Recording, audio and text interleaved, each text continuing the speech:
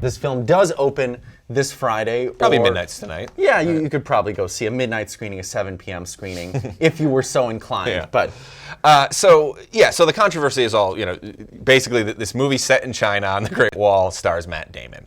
But I think that sort of misunderstands exactly what this is. And this is not some strictly Hollywood movie. This isn't The Last Samurai. It's an American Chinese co-production. And that is basically, like part of what I think of as a burgeoning nationalist pop mythology that you see in films like we saw it in Dragon Blade with also very bafflingly cast John Cusack and Jackie Chan, or even you get it a little bit in Detective D and the Mystery and the Phantom Flame, this idea of basically building up the mythology of East-West cultural interchange before the modern era. But that's a business relationship. Yeah. In a very big sense. I mean, China is rapidly becoming the biggest film market in the world. Hollywood is getting in on that. I mean, you can see it in the casting for Hollywood movies now. I mean, you will get. I mean, Rogue One, for example, has 2 Hong Kong actors in it. This Zhang Wen is mainland Chinese, but two Chinese actors. Exactly. So you'll see these big blockbusters and sometimes these superhero movies that will have Chinese actors in them. That is a blatant attempt to position this as a cross-national blockbuster. And this is very much from that same comes from that same instinct. I mean, it's basically a movie that's designed in America. It's designed to be a Matt Damon headliner, and in China it's something else. In China it's a big ensemble piece. It's got Andy Lau. It's got like 2 or 3 different members of Chinese boy bands in minor supporting roles.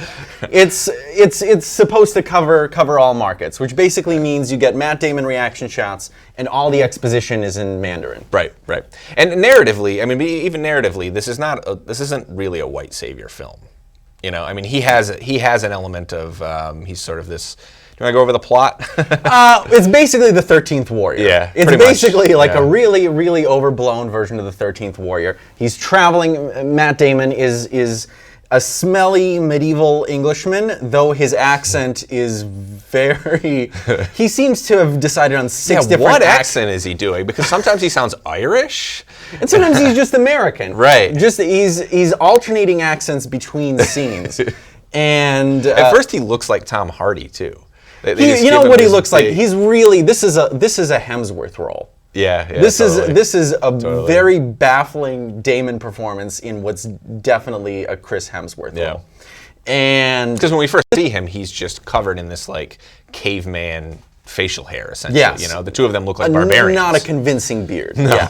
So he and a fellow mercenary from Spain, they are traveling to China in Oberon from Game of Thrones, I believe. I don't watch Game of Thrones. Yeah.